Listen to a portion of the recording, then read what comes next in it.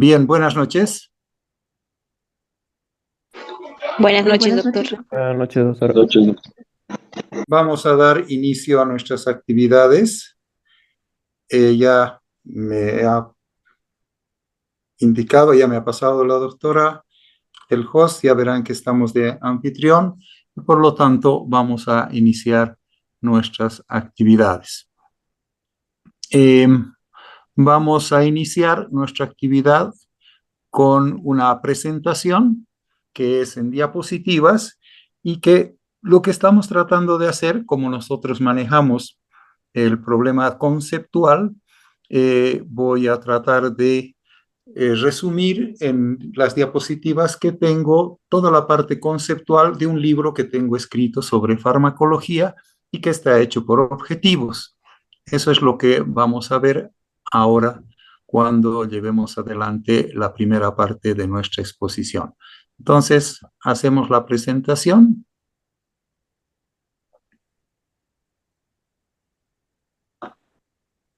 Están viendo en la pantalla, ¿no es cierto? Sí, doctor. Perfectamente.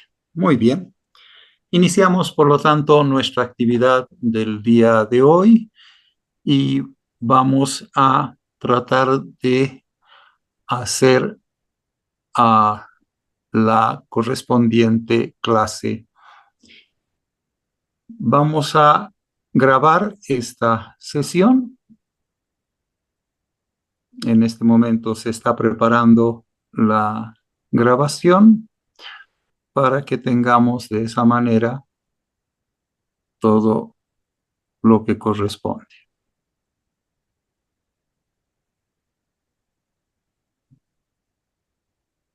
Bien. ¿Ven la pantalla como corresponde en el caso de ustedes? Sí, doctor. Se ve, doctor. ¿Completa? Sí, doctor. Correcto. Muy bien, entonces. Iniciamos nuestra primera parte con la introducción a la farmacología general y como ustedes ven, el primer objetivo dice definirá los siguientes términos generales de la farmacología llamada farmacología básica. En la realidad, nuestros libros de farmacología generalmente hablan de una farmacología general básica y una farmacología clínica o especial.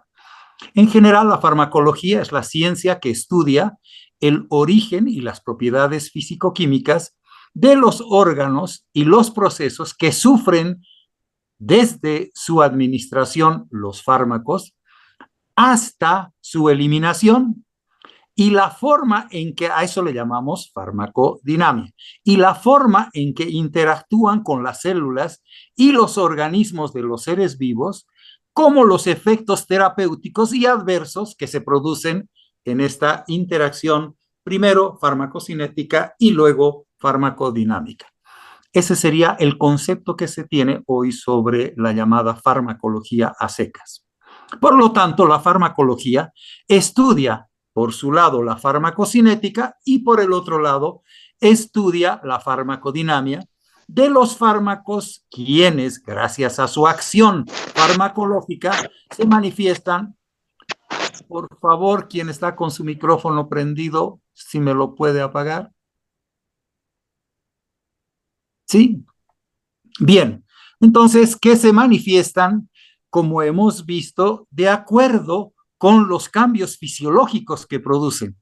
Los fármacos producen cambios fisiológicos o retornan elementos fisiopatológicos, los convierten fisiológicos, así como los efectos farmacológicos sobre los diferentes órganos y el por qué los fármacos son usados con fines profilácticos, diagnósticos y terapéuticos.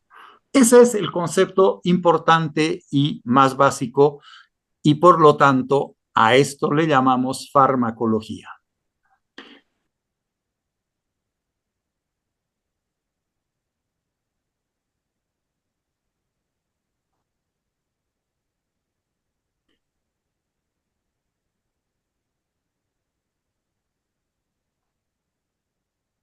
Bien, pasamos a la siguiente diapositiva. Definirá, obviamente, en este caso, lo que se diferencia de la farmacología en general, como ciencia, de la farmacología específica, como la llamada farmacología clínica y médica. ¿Qué es la farmacología clínico-médica? Es la ciencia que estudia las sustancias químicas empleadas para prevenir, diagnosticar y tratar enfermedades. Estudia especialmente cómo los fármacos aplicados a diferentes estados fisiopatológicos que tiene un ser humano logran revertir generalmente el problema a su anterior estado fisiológico. Utilizamos fármacos para estudiar la fisiología, pero también utilizamos fármacos para cambiar el estado fisiológico del paciente, fisiopatológico, lo cambiamos a un estado normal llamado fisiológico. ¿A qué le llamamos xenobiótico? Xenobióticos son sustancias llamadas sintéticas en general. No puede ser una sustancia natural y que obviamente son extrañas a los individuos y que son, algunas de ellas, producidas por el ser humano y que se absorben, se distribuyen, se metabolizan y se excretan diariamente por nuestras diferentes vías orgánicas y que pueden reducir y producir reacciones orgánicas benéficas o también tóxicas al interactuar con los fármacos que también son xenobióticos. O sea, un fármaco es también considerado un xenobiótico, alterando la fisiología de nuestro organismo. ¿Cuál es el concepto de fármaco? Es una sustancia específica o molécula de origen natural, semisintética o sintética, preparada en forma sólida, semisólida, líquida o gaseosa, que entra en contacto con el órgano blanco, quiere decir a donde queremos dirigir la acción de un fármaco, y alteran, lo que quiere decir inhibe, estimula o reemplaza sus funciones mediante su interacción con un nivel celular y molecular, buscando producir efectos, ya sean benéficos o efectos, ya sean paliativos, a nivel de cualquiera que lo usa, al que le llamaremos usuario. ¿Cómo se definirá el medicamento, la medicina o el remedio? Es la forma de la presentación de cualquier sustancia o preparado que recetan o prescriben los médicos para prevenir, diagnosticar y principalmente para tratar los síntomas o las enfermedades que se presentan en los usuarios. Está muy claro que cuando hablamos del tratamiento de síntomas, es una farmacología, una terapéutica sintomática. Cuando si estamos tratando de solucionar el problema de la enfermedad, es una acción farmacológica terapéutica específicamente. Pero, ¿qué es el placebo? El placebo es una sustancia que no produce acción farmacológica, pero que puede producir un efecto farmacológico de carácter psicogénico, que se utiliza generalmente en los estudios de investigación llamados a doble ciego, para de esta manera comprobar las diferencias entre las características y las acciones farmacológicas de los diversos fármacos.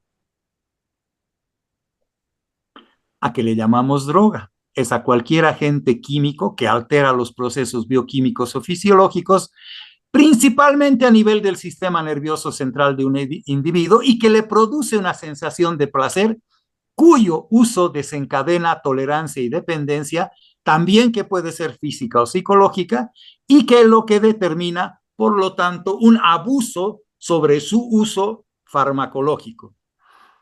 Es la droga una sustancia que utilizan los drogadictos para drogarse.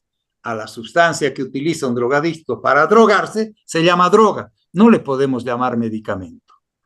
Y por último, vemos a lo que se llama la toxicología. La toxicología es la rama de la farmacología que estudia los efectos adversos o los efectos tóxicos de las diferentes sustancias fármacos o no sean fármacos, xenobióticos, que actúan sobre los sistemas orgánicos produciendo efectos indeseables y que se indica en la toxicología la forma en que pueden ser tratados.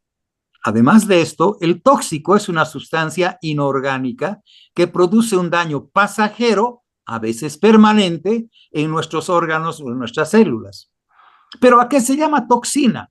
No es lo mismo que el tóxico. Es un veneno biológico sintetizado por plantas o animales que pueden producir efectos farmacológicos, a veces beneficiosos, por ejemplo, el Botrox, o a veces también adversos, que se produce sobre los seres humanos. La misma picadura de víbora que te puede matar por una coagulopatía intravascular diseminada. Bien, estas son las características que nosotros hemos indicado. Vamos a pasar ahora a una otra parte que nos va a permitir a nosotros realizar la siguiente parte de nuestra presentación.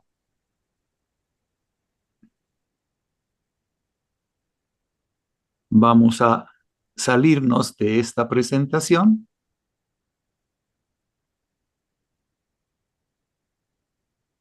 y vamos a ingresar a la nueva presentación. En la nueva presentación, lo mismo que acabamos de ver, pero solo dedicado a la última parte, ahora lo voy a presentar en mapa conceptual.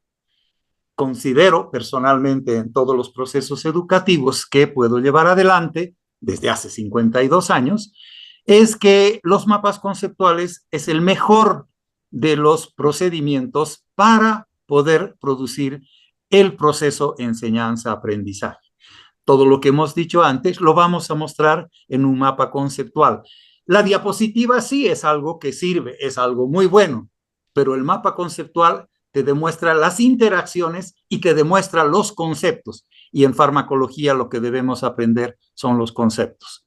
Por lo tanto, ahí tenemos los conceptos de lo que le hemos llamado las presentaciones, llamadas también farmacológicas. Por lo tanto, ¿qué es una presentación farmacológica? Una presentación farmacológica son tres diferentes formas de presentarse. Uno es en forma de medicamento, otro es en forma de droga y otro es en forma de fármaco. Cada uno de ellos los manejamos muy frecuentemente, los manejamos dentro de los conceptos de el que estamos aparentemente tratando de sinónimos, pero en la realidad, en la pureza del idioma español, medicamento no es similar a droga, ni tampoco es sinónimo de fármaco. ¿Cuáles son sus diferencias? Medicamento es la presentación de una sustancia o preparado de uno o varios componentes farmacológicos que contienen productos naturales, ya sean fármacos o ya sean drogas, y que están presentados en forma de sólidos, que son pastillas, tabletas, comprimidos o cápsulas, o que pueden ser también semisólidos, que vienen en presentación de cremas, pomadas, supositorios o jaleas. Pueden ser también líquidos, como los jarabes, las suspensiones, los inyectables, los sueros y las vacunas. O también un medicamento puede ser algo gaseoso, como los anestésicos, el mismo oxígeno o el óxido nitroso. Este es el concepto de un medicamento.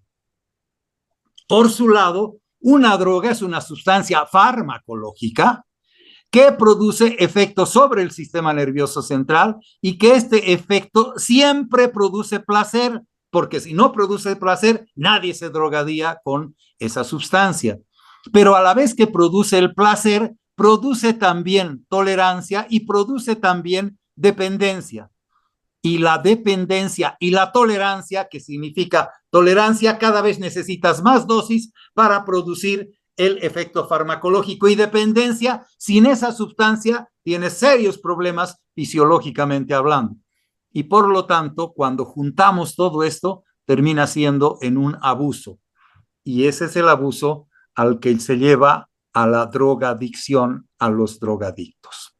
Mientras que fármaco es una sustancia específica que tiene un nombre químico, que no es más que la descripción de la sustancia químicamente hablando, un nombre genérico que no es más que comprimir ese nombre químico y darle un nombre más fácil de memorizarlo, más fácil de entenderlo y más fácil de ubicarlo.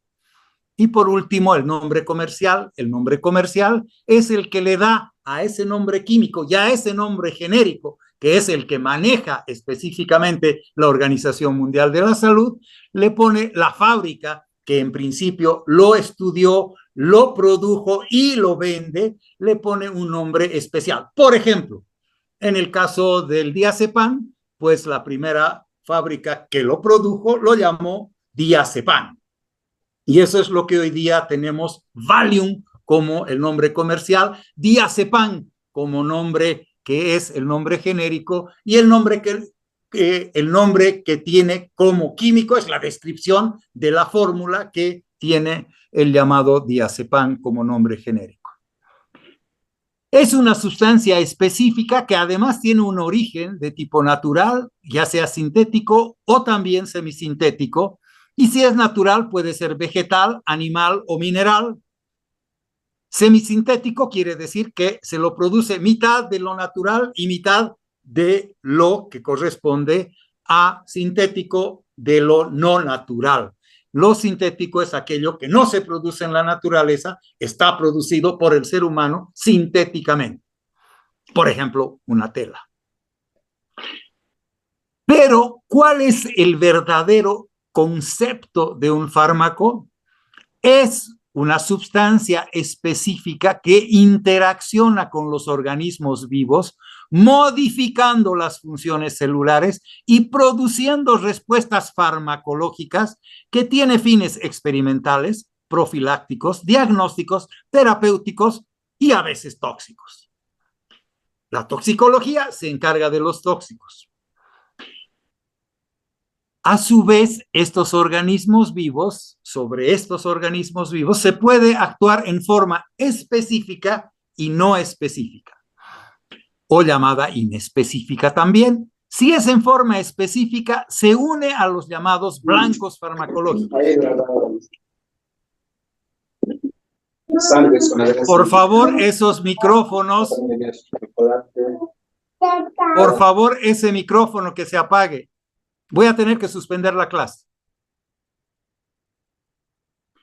Modificando las funciones celulares, como habíamos dicho, o puede ser también inespecífica y específica. ¿Cuándo es específica? Cuando se une a los blancos farmacológicos. ¿A través de qué? A través de receptores, a través de proteínas transportadoras, a través de canales iónicos, a través de enzimas y otras sustancias que le sirven de blanco farmacológico.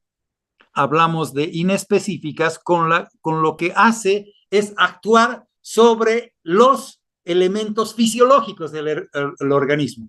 Por ejemplo, una acción inespecífica, si tienes un aumento de la frecuencia cardíaca, una taquicardia, más de 100 pulsaciones por minuto, actúa sobre el vago, que es un elemento fisiológico, y lo frenas al vago. Entonces se dispara y produce taquicardia.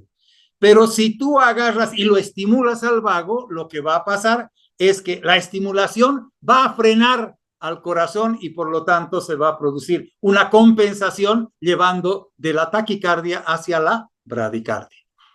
Estas son acciones no específicas, sino inespecíficas. Bien, hemos hecho por lo tanto la demostración de que se puede hablar y se puede presentar y se puede enseñar llevando adelante diapositivas, pero también uno de los mejores métodos, que es el que más utilizo, es a través de los mapas conceptuales. Vamos a hacer en la clase de hoy día, mañana, vamos a hacer todo lo que corresponde a la farmacología en el método clásico normal de las diapositivas, donde las diapositivas que les presentamos son diapositivas en las cuales explica ahí resumen de lo que se quiere decir y por lo tanto su lectura es el elemento más importante para que se haya hecho la transmisión del conocimiento. Algunas diapositivas lo que traen es simplemente el subtítulo y el expositor desarrolla todo eso de acuerdo a cómo le gusta expresar, por ejemplo, qué es la mosca y así sucesivamente. En nuestro caso, hacemos las diapositivas de tal forma que su lectura te está diciendo el resumen, la pastillita, el sumum del resumen que tú es lo que debes saber. Y esa es la gran diferencia. Pasamos, por lo tanto, ya a entrar en temática y en esta oportunidad nosotros debemos hablar de lo que se llama la farmacocinética como base de la terapéutica. Y esas son las diapositivas que nosotros vamos a llevar adelante ahora.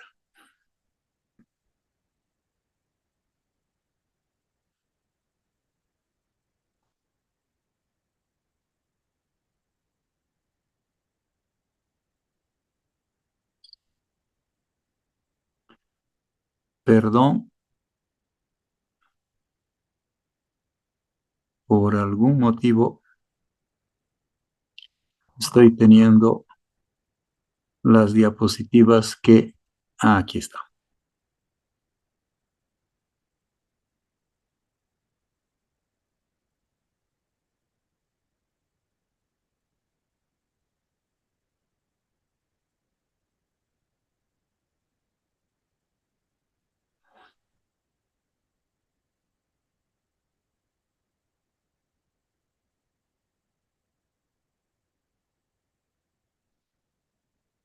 Bien, ¿se está viendo la diapositiva? Sí, doctor. Bien, vamos a comenzar, por lo tanto, aunque con sus disculpas, aquí tengo un conflicto, el que me está faltando una de las que preparé como diapositivas para la presentación. Supongo que debe ser esta, no tampoco, perdón. Como en mi pantalla se ve muy chiquitito, no puedo ver con exactitud. Ahora sí, perfecto. Ahora sí está claro, ¿no es cierto? Sí, doctor. Perfecto. Vamos a hablar, por lo tanto, de la llamada farmacología básica y clínica, como les había expresado. Nuestro tema es bases farmacocinéticas de la terapéutica y vamos a, en una acción arbitraria del libro que yo he escrito sobre farmacología hace mucho tiempo y que cada año lo actualizamos, pero lo uso estrictamente con mis estudiantes de prácticas. Vamos a llevar adelante la llamada farmacocinética 1, arbitrariamente colocado con ese nombre, pero que lo que tiene son los conceptos de la farmacocinética, los términos que utilizamos y terminamos en las vías de administración. Una vez que nosotros hemos hecho esto, vamos a pasar a la farmacocinética 2, farmacocinética 3 y farmacocinética 4, que es cada uno de los capítulos que debemos ver para entender cuáles son las bases farmacocinéticas de la terapia. Pasamos, por lo tanto, a la siguiente diapositiva.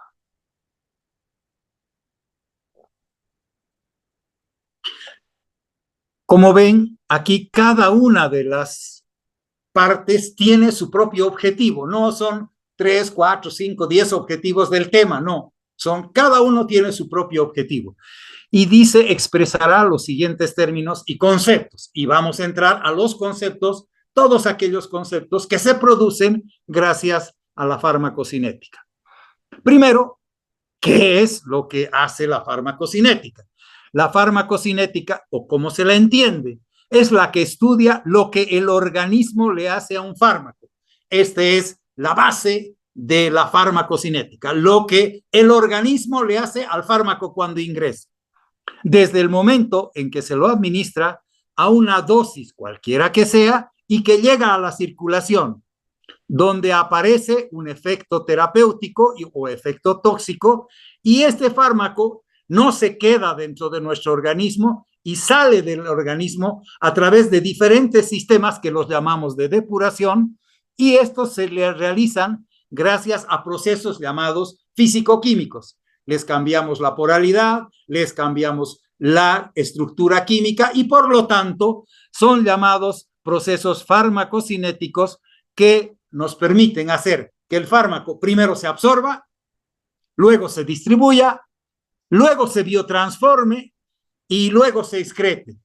Entre estos pasos, principalmente de la distribución hacia la biotransformación y luego la excreción, adentro en la mitad está la llamada farmacodinámica.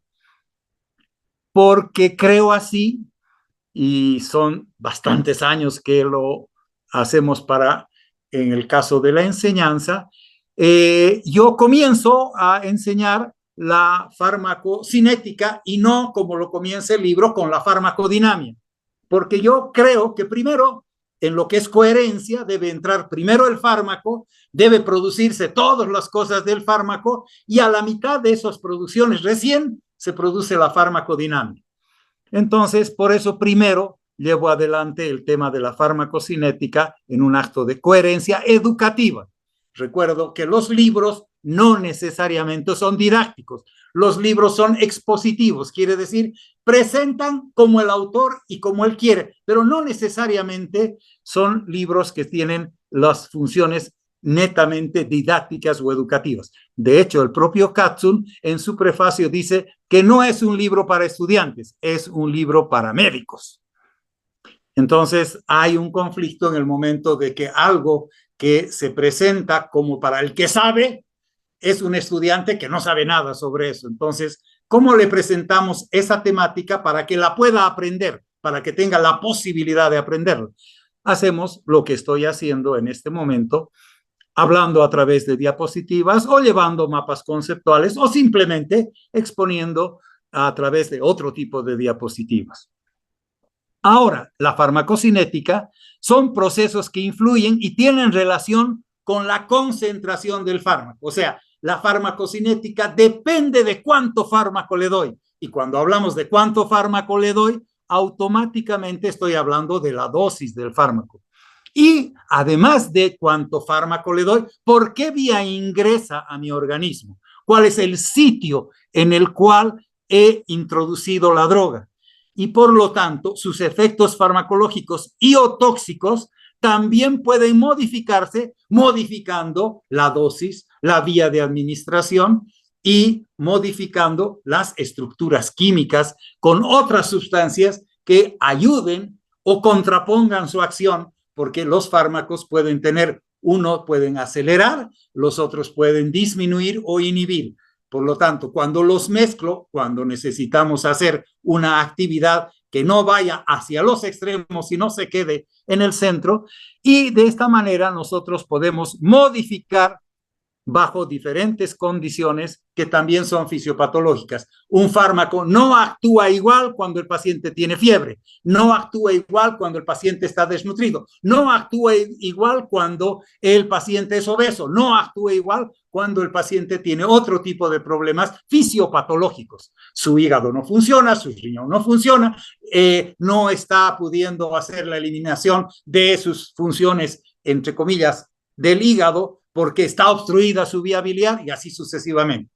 O sea, para poder saber qué es lo que va a pasar farmacocinéticamente cuando yo introduzco un fármaco a través de una dosis y una vía, en ese caso tengo que saber perfectamente qué es lo que le está pasando al paciente para saber cuál va a ser el comportamiento farmacológico en un cuerpo X de un individuo Z. Pasamos al término llamado penetración. Cuando yo introduzco un fármaco al interior de un individuo, este fármaco o medicamento, para introducirse, produce diferentes mecanismos. Sabemos que una célula tiene claramente diferenciado una pared celular que tiene lípido-proteína, ¿no es cierto? Y al centro como un sándwich, le decimos cuando hablamos de la parte fisiológica y hablamos de la célula en general. Estas mismas llamadas barreras, esta composición de las membranas, barreras llamadas biológicas, que existen en todos nuestros organismos. Claro, en nuestro pelo obviamente no va a haber esas barreras, porque ya esas son sustancias o estructuras córneas, quiere decir que no son necesariamente estructuras vivas. Estamos hablando de las estructuras celulares vivas y no de lo que producen algunas de ellas. Por ejemplo, el folículo piloso produce el pelo, pero un pelo no es una célula, entre comillas. Entonces, penetración es la capacidad que tiene el fármaco o medicamento para introducirse por diversos mecanismos y a través de diversas barreras al interior de nuestro organismo. Ese es el concepto. No nada difícil de poderlo entender o de poderlo asimilar. Absorción. ¿Qué es absorción? Es el proceso por el cual un medicamento se introduce desde el exterior de nuestro organismo hasta llegar al torrente circulatorio. Cuidado con ese término. Desde el exterior hasta el torrente circulatorio. Si yo agarro y lo meto a través de una aguja, ¿ha habido absorción? Si yo lo he introducido directamente a la vena, la respuesta la deberían pensar. Para lo que debe pasar a través de varias membranas, y estas están constituidas por un modelo, como acabamos de decir, lipoproteico, que solo permite el pasaje de sustancias que sean liposolubles y que es impermeable a sustancias hidrosolubles. Concepto muy importante sobre la absorción, las cuales solo pueden atravesar a través de los poros. Y obviamente los poros dejan atravesar algunos tamaños muy específicos y no dejan atravesar macromoléculas, por ejemplo.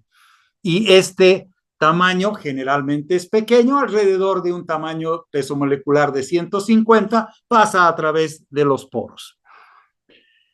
La eficiencia con que se absorbe una sustancia, en este caso un fármaco o un medicamento, difiere según la vía de administración. No es lo mismo poner un supositorio rectal que poner una grajea en la boca y tragarla. No es lo mismo que poner un ungüento en la piel y ver qué es lo que pasa. Son diferentes porque depende de la eficiencia, quiere decir, cuán rápido se va a absorber, cuán rápido e igual calidad de absorción va a tener y en cuánto tiempo se va a absorber y qué efectos va a producir y en qué tiempo. A esto le llamamos eficiencia en la economía, le llamamos eficiencia en el estudio. La eficiencia es hacer la misma cosa con la misma calidad como resultado en el menor tiempo posible y con el menor costo posible. A eso se le llama en general el concepto de eficiencia y en farmacología ya lo hemos expresado. Para poder pasar las barreras, obviamente estamos como sustancia diluidos en un lugar que es acuoso en general y que por lo tanto tiene pH y tiene un pK. ¿Qué es el pK? Expresa el grado de disociación, que lo que está diciendo químicamente es un grado de ionización que tiene una sustancia y depende, el pK depende del pH del medio.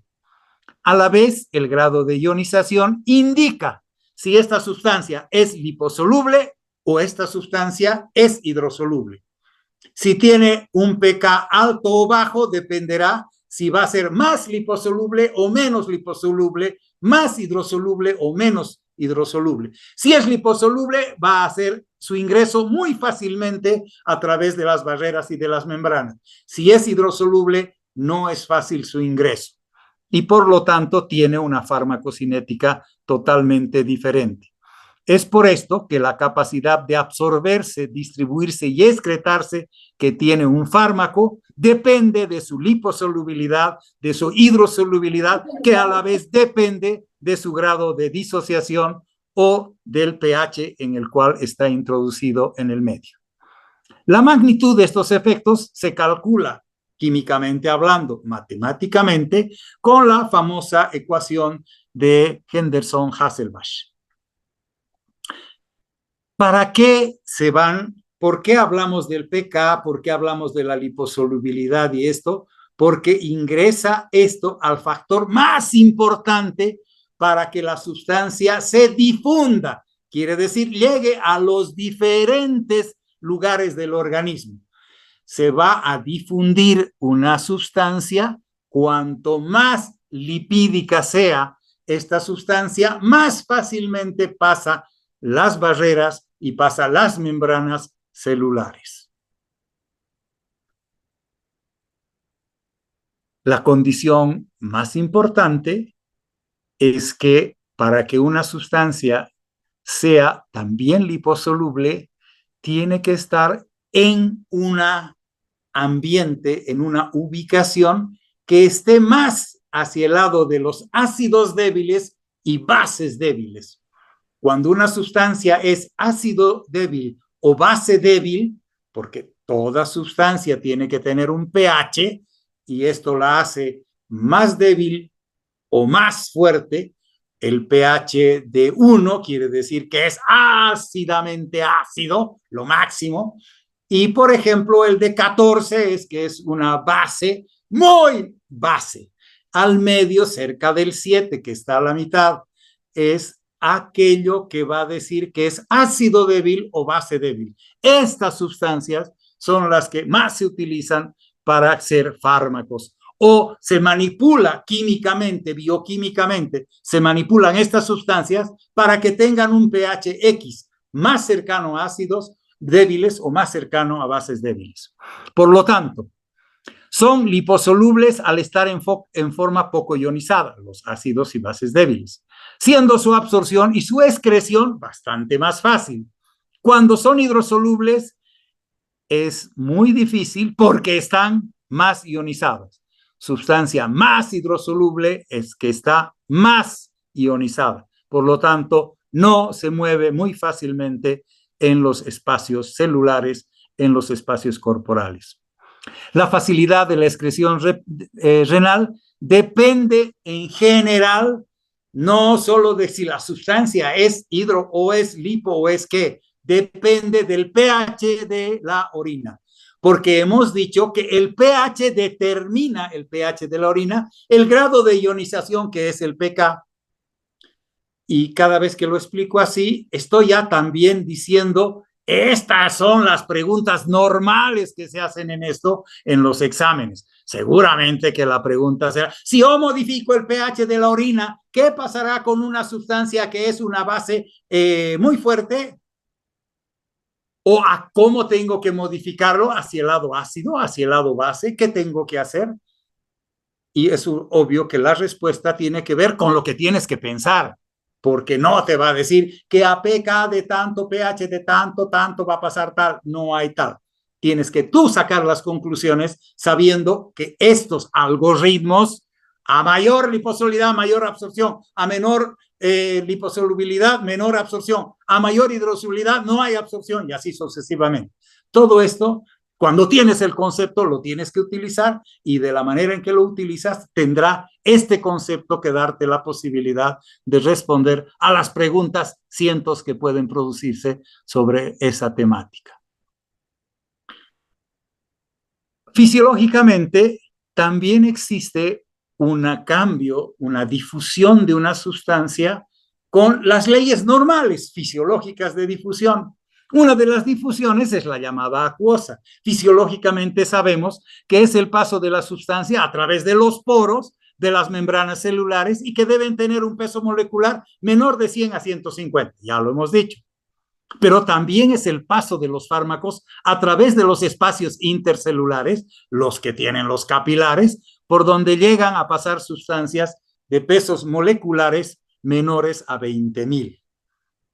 De 150 de peso molecular a 20.000. Esta es una macromolécula, obviamente, pero para eso tienen los espacios intersticiales y los espacios a nivel de los capilares, intercapilares. ¿Cuál va a ser la otra forma de difusión? Conocida fisiológicamente, la llamada lipídica. Es el paso de las sustancias a través de las membranas celulares, estas membranas, obviamente, lipoproteicas, lípido, proteína central, sándwichito, donde el fármaco debe disolverse en los lípidos primero de la membrana, afectando, por lo tanto, el gradiente de concentración. Si tengo una mayor gradiente de concentración afuera, se va a entrar. Si tengo una mayor gradiente de concentración adentro es mayor que afuera, se va a salir la sustancia. A esto le llamamos difusión lipídica y que va de acuerdo a la gradiente de concentración. A mayor concentración de un lado, ingresa hacia el lado de menor concentración. Las moléculas más liposolubles atraviesan fácilmente la membrana celular al no estar ionizadas y difunden en favor de la gradiente llamada gradiente osmótica. A esa concentración, más la membrana central, se produce el paso a través de una acción llamada osmótica. Pero el pH del medio determina el grado de ionización de la sustancia y por lo tanto si ésta se puede o no se puede difundir más fácilmente al ser lipídica y más difícilmente al ser hidrosoluble.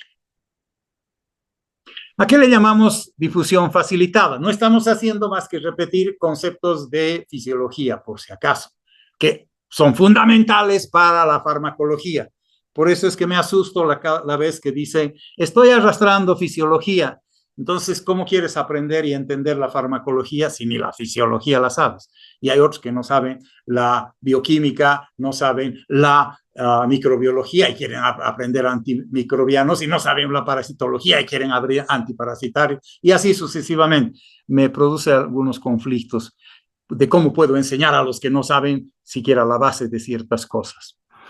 Cuando hablamos de difusión facilitada, que también le llamamos a través de acarreadores especiales, son para ingresar un fármaco que debe ser transportado. Una vez que ingresa, es transportado por acarreadores especiales que los contienen las membranas celulares y que producen los mecanismos se llaman de difusión, pero por transporte. Por eso se llama facilitada, difusión facilitada, porque los transportadores hacen el trabajo. Típico caso, por ejemplo, de los fosfatos. Y que pueden ser estos transportadores saturables y pueden ser también inhibidos. Saturables es porque ya estoy utilizando todos los transportadores, ya no hay quien transporte, la sustancia no va a poder ingresar, no va a poder difundirse, no va a poder excretarse. O va a estar inhibido el transportador por algún mecanismo farmacológico y por lo tanto no va a poder ingresar ninguna otra sustancia. A esto le llamamos que esto es saturable, quiere decir, si he ocupado todos los transportadores, he saturado el medio y por lo tanto ya no hay acción, no hay efecto farmacológico. Mientras que si lo inhibo, tampoco hay acción y tampoco hay efecto farmacológico. Obviamente se presupone que estas son bellísimas preguntas para los exámenes. Y por último hablamos del llamado transporte activo. Se realiza cuando se traslada una sustancia de menor concentración, hace rato hemos hablado de mayor a menor, así pasa fácil. Otra, hemos hablado de que lo acarrean, ahora no, ahora tiene que ser de menor concentración, tiene que irse al lugar donde hay más concentración. Para esto tiene que gastarse energía. Y esto sucede generalmente con los fármacos. Los fármacos no están viniendo de mayor a menor concentración, sino muchas veces están altamente concentrados y ya deben salirse porque ya han producido su efecto farmacológico y al salirse hay menos en el lugar donde se han salido, no, está ahí mayor concentración y deben salir, sacar lo que tiene dentro de la célula. Cuando hace esto le llamamos de transporte activo y que siempre indica que se está produciendo un mayor gasto de energía. ¿Qué le llamamos pinocitosis? Endocitosis o exocitosis. Pinocitosis, la endocitosis se la produce cuando un fármaco tiene muy alto peso molecular, en general mayor de 1000, y debe ser primero atrapado, englobado por los llamados movimientos ameboideos, que obviamente los tienen las amebas, de las membranas celulares, y lo transportan al interior de la célula, los liberan y se va a producir una desintegración de la membrana de la llamada vesícula que se forma cuando se agarra y se mete dentro de esto, se engloba dentro de los movimientos ameboideos, dentro de la membrana de esa célula, se engloba y después se agarra y se lo deposita afuera o adentro de una célula. A esto se le llama pinocitosis. En el caso de que entra, se llama endocitosis. Y en el caso de que sale, se llama exocitosis. es el proceso contrario a la endocitosis y que sirve para secretar una sustancia hacia el exterior. En vez de introducirla, la saca afuera de la célula. Y bien, pasamos a ver lo que les hemos llamado en los objetivos las vías enterales. Por lo tanto, se divide las vías de administración en el momento de absorción y la vía para que se absorba en diferentes vías. Una de ellas son las llamadas vías enterales y la otra son las vías paraenterales. Y dentro de ellas también existen algunas otras variaciones importantes que las vamos a ir viendo en el transcurso de estas diapositivas. Lo que vamos a ver son sus ventajas y sus desventajas cuando se produce la administración de los fármacos. La vía oral, o también llamada bucal, el lugar es cuando el medicamento ingresa por la boca, la parte oral, y pasa al tubo digestivo para su absorción. Cuidado, que también puede ser que ingrese por la boca, pero no pasa al tubo digestivo. No se llama vía oral. ¿Cuáles son las ventajas? Obviamente que es la más preferida por el paciente, es muy segura y de fácil aplicación y sobre todo altamente económica. ¿Cuáles son sus desventajas? Existen caprichos de absorción. Estos caprichos de absorción se pueden dar por ejemplo, la exposición a los ácidos del estómago o están expuestas al efecto de primer paso, lo que lo vamos a ver muy claramente a posteriori, es cuando ingresa, va primero por el hígado, por el sistema portal, y el hígado se encarga de metabolizar y deja de actuar como normalmente estaba actuando cuando estaba en el tubo digestivo. También puede producir irritación de las mucosas, lo que puede llevar a las úlceras, y también puede producirse alteraciones importantes porque si la has comido, porque si está lleno tu intestino, no funciona bien, si tienes problemas celulares y demás, va a haber una lenta o más bien una muy rápida absorción. Por lo tanto, la vía oral tiene sus ventajas como todo y sus desventajas que las hemos explicado. Por su parte, la vía sublingual, supongo que sublingual significa que también está dentro de la boca, pero no es vía oral. El lugar se deposita el medicamento por debajo de la lengua y no necesita ser deglutido. Si es deglutido, entonces empieza la vía oral.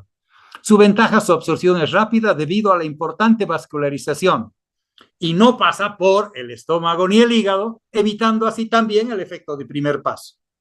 La vía sublingual, por ejemplo, la nitroglicerina, te la estás colocando en tu boca, estás con problemas de una angina de pecho, problemas coronarios y demás, te la estás colocando en tu boca, ya está actuando, porque está pasando directamente a la circulación general a través del piso de la boca, donde existe una tremenda vascularización. Su desventaja produce ulceraciones en la mucosa y muy pocas drogas se absorben por esta vía, porque para absorberse por esta vía, la sublingual, la sustancia debe ser químicamente muy liposoluble. Cuando nosotros vemos otras vías, también existe la rectal, la boca, el recto y el ano. Cuando hablamos de la rectal, el lugar se introduce el medicamento por vía anal y se absorbe en la mucosa rectal. Muchas veces en la parte primaria de la ampolla rectal, otras veces más adentro y demás, dependiendo de las características, y por eso se producen supositorios de diferentes consistencias para que se puedan diluir más fácilmente o menos fácilmente. ¿Cuál es la ventaja? Su absorción es rápida por la importante vascularización, más vascularizado que la parte rectal y anal es difícil y por eso aparecen las hemorroides y pasan a la circulación general a través del plexo hemorroidal inferior y generalmente no tienen efecto de primer paso y se pueden administrar a pacientes que sean inconscientes. También, obviamente, la sublingual sí, pero jamás quieras administrar la vía por vía oral a un paciente que está inconsciente. Utilizamos la vía rectal generalmente en los niños, es más difícil en los adultos, pero sí se puede utilizar. Y las desventajas es que lamentablemente en el bus, en el auto o en una fiesta, no puedes ponerte un supositorio, obviamente, y por lo tanto no es una vía púdica, y al no ser una vía púdica, que no lo puedes hacer en presencia de otros y que te estén viendo, es difícil que se pueda realizar con facilidad. Exige condiciones. La vía colónica, el lugar es el medicamento, se lo introduce obviamente que por vía anal, pasa a la mucosa colónica para producir su acción y sí se produce en efecto de primer paso. Las ventajas se la usa generalmente para la colocación de enemas evacuantes, contrastes para los estudios de diagnóstico del tubo digestivo en general. La desventaja necesita todo un equipo, toda una parfernalia para la colocación y es una vía obviamente no púdica y no muy aceptada por los pacientes. Bueno, algunos tipos de pacientes, otros las aceptan muy bien, de hecho las piden. Pasamos ahora a las vías llamadas parenterales. Las vías parenterales son aquellas en que se administran por una vía que no es la enteral, tubo digestivo, parenteral, lo que no es tubo digestivo. Una de las vías, la intradérmica, donde se introduce el medicamento debajo de la piel. ¿Cuál es su ventaja? Se absorbe en forma lenta y hace posible que la duración del efecto sea prolongado y se usa en general para la administración de las vacunas. ¿Cuál es la desventaja? Puede producir lesiones, ulceraciones importantes a veces, muy importantes. Una vacuna que utilizaban antes para la tuberculosis nos producía tremendas lesiones a nivel de nuestra piel y cicatrizaciones muy claras y sabías que estabas vacunado contra la tuberculosis. La desventaja, por lo tanto, será los procesos de cicatrización. La vía subcutánea se introduce el medicamento en el tejido celular subcutáneo, quiere decir allá donde existe tu grasita corporal y que está debajo de tu piel. La ventaja, su absorción es lenta, prolongada, pero puede causar irritación y a veces infección a nivel del tejido celular subcutáneo. Recordando que el tejido celular subcutáneo es el que menos se defiende a nivel de un proceso de infección. Ahí comienza el gran problema de muchos pacientes.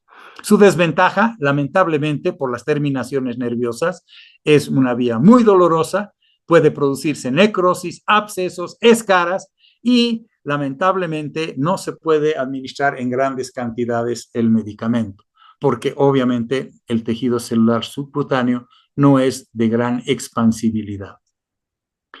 La vía intramuscular, el lugar obviamente es en el tejido muscular, pero se utiliza especialmente a nivel de los brazos, el deltoides, y a nivel de las piernas, los glúteos.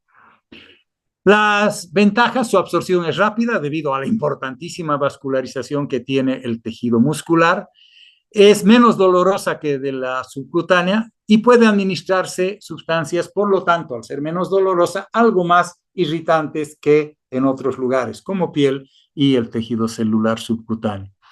Su desventaja, pueden producir necrosis, abscesos, escaras y muchas veces si nos hemos acercado mucho, no solo al músculo, sino a su inervación, al nervio, entonces puede producirle impotencia funcional y muchas veces una impotencia definitiva. Ni siquiera puede, en algunos casos, se los ha conocido médicamente, que el niño deja de poder caminar porque le hemos lesionado su nervio, por ejemplo, un ciático. Por vía intravenosa se coloca dentro el medicamento el torrente sanguíneo, obviamente se utilizan las venas de los miembros superiores, las venas subclavias, las venas craneanas, como las partes importantes. Su ventaja, no necesita absorberse porque obviamente la acción es inmediata, ya está dentro de la circulación, no hay proceso de absorción. Se pueden administrar sustancias que sean irritantes y es una vía que se puede hacer de uso continuo, la llamada venoclisis. Es fácil controlar la dosis de acuerdo a la cantidad de goteo que le pones o a la rapidez en la cual se la administras. La desventaja, necesita una técnica especializada para su administración. No se puede recuperar una vez colocado el fármaco. Si lo pusiste por vía oral y quieres quitarlo porque la estás intoxicando, lo haces vomitar y por lo tanto sale el fármaco de tu tubo digestivo y por lo tanto no actúa. Y existe, sin embargo, cuando se ha utilizado la vía endovenosa, la probabilidad de producir infección, una infección en las vías, en este caso vasculares, le llamamos septicemia, y la reacción alérgica y también necrosis y alteraciones ísticas muy graves por la colocación de una sustancia a nivel endovenoso. A nivel intraarterial se coloca el medicamento dentro de una arteria y sirve principalmente, sí sirve en algunos casos, estamos utilizando mucho para el tratamiento del cáncer, por ejemplo, a través de inyecciones directamente en el lugar donde va a ir a alimentar al cáncer, que es el que está creciendo. Por lo tanto, se agarra y se colocan las sustancias a través de unas bombas especiales. Pero en general, si nosotros queremos ver cómo están las arterias del corazón, las arterias, la aorta y sus diferentes derivaciones, podemos colocar una sustancia de contraste y se va a dibujar la arteria aorta, las coronarias, y podemos saber qué patología se tiene. Por esto es que sirve para visualizar en general y puede darse en grandes concentraciones. Los lugares específicos, de acuerdo también a sustancias que sean antimicrobianas, sustancias que sean citotóxicas o citostáticas, y se lo hace en general a través de bombas de inyección, como lo hemos dicho. Lo más grave y más seguro es que si no lo hemos hecho bien, la desventaja es que produce septicemias, quiere decir infección generalizada y muchas veces mortal para el paciente. También podemos colocar la inyección a nivel intratecal. El lugar de colocación del medicamento es directamente en contacto con el líquido cefalorraquídeo, por lo tanto, estará en los espacios especiales llamados aracnoideos, subaracnoideos y demás, y sirve para colocar los llamados antimicrobianos, sustancias de contraste, y que entren rápidamente en contacto directo con el sistema nervioso central, donde lamentablemente no difunden por la barrera hematoencefálica muchas sustancias farmacológicas. Lo que hace es que las meninges evitan, cuando existe inflamación de las meninges, evita la barrera hematoencefálica y por lo tanto tenemos que cuidar que se pueda producir lo que se llama en su desventaja una meningitis, inflamación de las meninges. También podemos colocarla intraarticularmente en los espacios intraarticulares de las diferentes articulaciones del organismo y sirve para colocar antimicrobianos, antiinflamatorios, analgésicos, muy usados ahora para el tratamiento de las algias principalmente oncológicas y en contacto directo con las paredes y los tejidos articulares. Pueden también producir infección a lo que le llamamos artritis sépticas o si no, hemorragias en la articulación que les llamamos hematomas articulares. Y las últimas vías de administración son las consideradas vías menores, entre comillas, pero al final también son vías de administración, como la vía respiratoria, la vía transdérmica y la vía tópica. La vía respiratoria, que también puede ser llamada inhalatoria, se introduce a través de las fosas nasales o a través de la boca, pero por medio de inspiraciones forzadas, hacia el árbol respiratorio se introduce la sustancia. Sus ventajas, su absorción es muy rápida debido a la importante vascularización de los pulmones y a la gran superficie de absorción que se tiene y que no pasa a través del estómago ni el hígado y por lo tanto no tiene efecto de primer paso. Efecto de primer paso, lo vamos a ver específicamente después, es que le quita el gran porcentaje de la sustancia porque el hígado lo metaboliza al fármaco. Desventajas, se necesitan aparatos como nebulizadores, aerosoles para su administración y lamentablemente no es fácil poder medir la dosis específica porque el fármaco lamentablemente puedes hacer que el spray, el nebulizador, esté más tiempo apretas, más entra el fármaco y no puedes medir claramente la dosis. La vía transdérmica, el lugar se coloca a través de la superficie de la piel, se absorbe en ella para producir su efecto farmacológico, pero recuerden que puede ingresar por piel y tener efecto sistémico, no local solamente. En general utilizamos la piel para los efectos locales. La ventaja es cómoda, fácil de utilizar, su absorción es lenta y su duración del efecto, por lo tanto, es prolongado. ¿Qué es lo que puede producir como desventaja? Es lo que le llamamos la irritación de la piel. Bien, La vía tópica. Eso quiere decir simplemente, tópico quiere decir en el lugar donde se coloca el medicamento y existe la lesión. Esta puede estar a nivel de la piel normal y a nivel de la boca, a nivel de las mucosas o diferentes mucosas. A nivel del ojo, utilizo la tópica.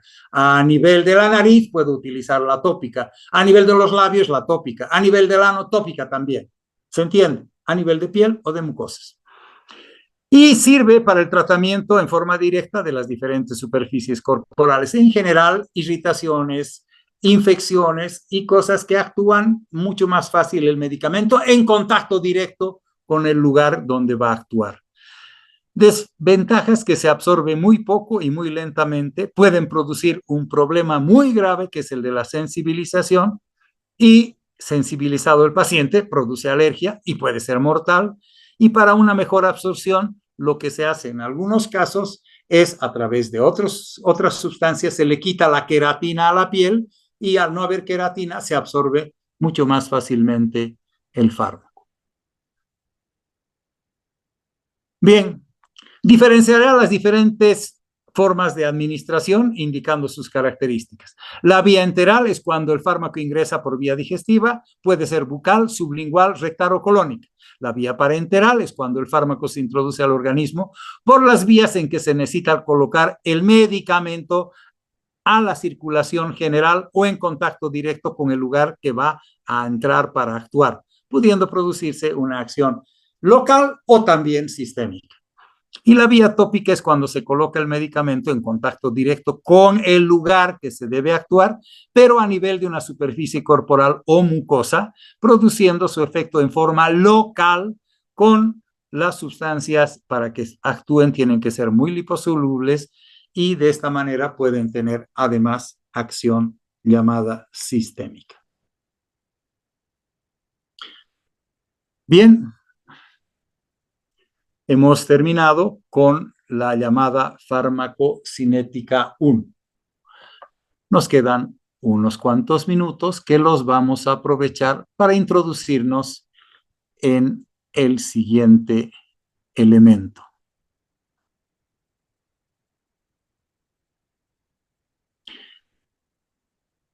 De todo lo que hemos hablado, quedan algunas cosas importantes conceptualmente hablando, pero ahora debemos pasar a esta parte que es una de las partes más importantes y que tiene que ver con lo que le hemos llamado farmacocinética 2 y que tiene que ver, y ya hemos hablado de todo el proceso de absorción y por lo tanto hemos visto también las vías de administración. Nos va a tocar ver ahora que la sustancia llamada fármaco va a ingresar y se va a distribuir y va a tener que llegar a aquel lugar donde la necesitamos. Tenemos un problema rectal, pero estamos introduciendo el fármaco por vía oral o estamos introduciendo el fármaco por vía rectal, dependiendo de cuán rápido, cuán púdico, qué necesitamos farmacológicamente hablando, a lo que le hemos llamado terapéutica razonada en los capítulos que ha dado el doctor Calvimonte. Luego de esto tiene que producirse de la distribución el aclaramiento, quiere decir, ha llegado una cantidad X de sustancia, esa cantidad X de sustancia ha producido el efecto, la acción farmacológica, el efecto farmacológico que es lo que vemos, y luego de eso va disminuyendo la cantidad, quiere decir, se va aclarando, como cuando tenemos un río que llega con el agua sucia, va pasando el tiempo y va apareciendo, se va sedimentando la suciedad y va apareciendo cada vez más claro, por eso se llama aclaramiento. A este proceso también le llamamos de depuración. Depurar quiere decir sacar de, dejar que actúe, que ya no actúe. Eso es lo que hace la depuración. En algún momento, entre la edición 14 y la 15 del Katsun, lamentablemente se malutilizó el término como si fueran sinónimos y no son sinónimos.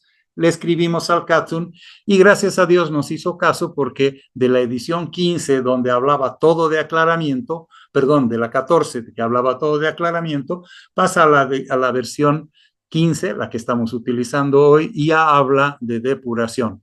porque en inglés clearance, lamentablemente, no es lo mismo que lo que nosotros entendemos en español por aclaración y depuración.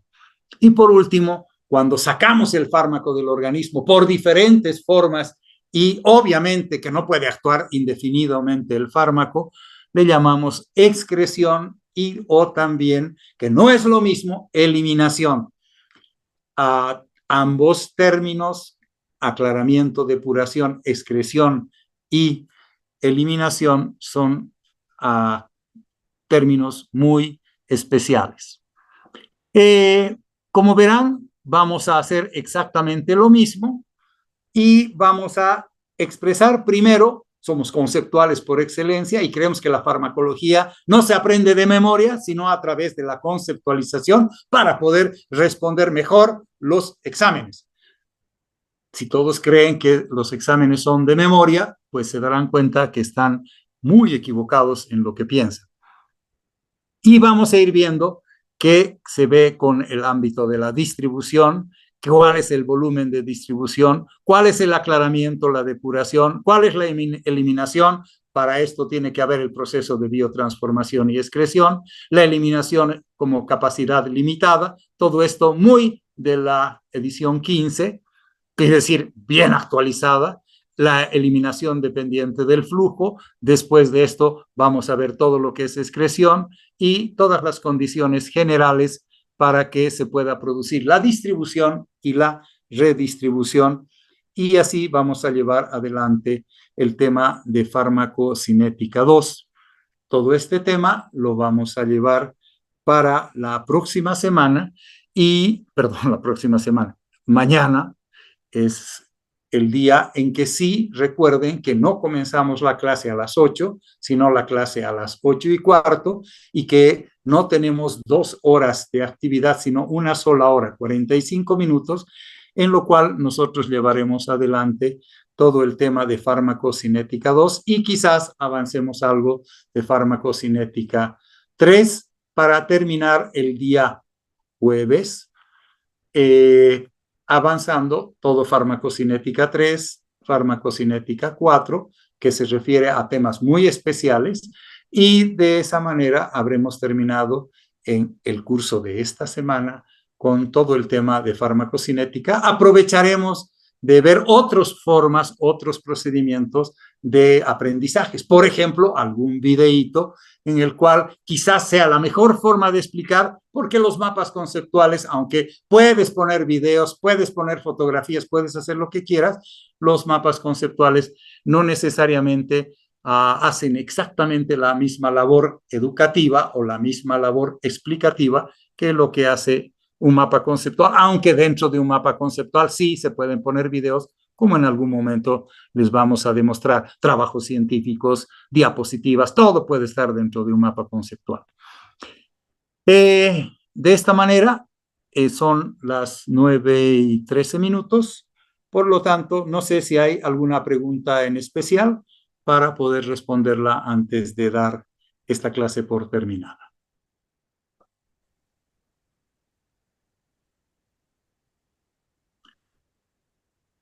Ninguna pregunta por lo que veo, y siempre me quejo de lo mismo, ¿sí? Me quejo Doctor, buenas de... noches. Perdón, Sí, no pude activar mi audio. Buenas noches, doctor. buenas Doctor, noches. no me quedó claro lo que es el transporte activo. Si bien sabemos que el transporte activo utiliza energía para llevar una sustancia de un lugar a otro, en la cuando se transporta el fármaco, ¿es lo mismo o es al revés, doctor? No, eso no entendí bien. Pero, a ver, fisiología, ¿sabes lo que es transporte activo? Así es, como le indiqué, es con Perfecto. energía. Entonces, en fisiología dice que transporte activo, muchas sustancias, por ejemplo, la comida, que pasa, las sustancias que ya se han depurado, se han especialmente formado para que se te vuelvan nutrientes, pasado de un pedazo de carne hasta las proteínas por separado, ¿cómo se transporta? Con transporte activo, doctor, pero con Ajá, energía. claro, siempre con gasto de energía. Lo mismo pues es el fármaco. El fármaco no es más que una sustancia externa del organismo En algunos casos, cuando es sustancia de reemplazo, por ejemplo, la hormona tiroidea, te ponen si no tienes hormona tiroidea a producir, o insulina si no la tienes, ¿no es cierto? Pero el transporte activo sigue siendo activo dependiendo del fármaco. Hay fármacos que se transportan por facilitada, otros por pasivo, por ejemplo, el agua, ¿no ve? O otras por contragradiente de concentración. Cuando se transporta contragradiente de concentración, se llama transporte activo porque ha gastado energía. ¿Ahora lo entiendes? Sí, doctor, solo quería... gracias, Ah, doctor, ahora sí.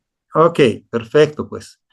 Muy bien, son las 9:15, lo que quiere decir que estamos en la hora y espero que para mañana, si quieren saber más, y hemos visto todo lo que vamos a ver mañana, lo hemos mostrado.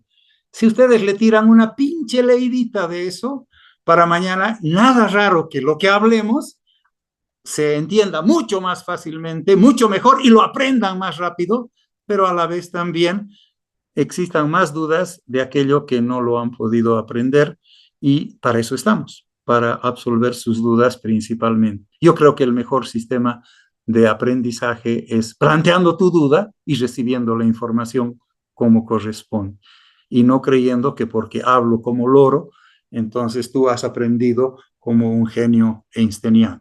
Muchas gracias, muy buenas noches. Hasta luego, nos vemos. Gracias Hasta luego, por doctor. su participación. Hasta luego. Hasta Hasta luego. luego, Chao, doctor. Buenas noches. Luego. Muchas gracias. chao, chao, nos vidrios.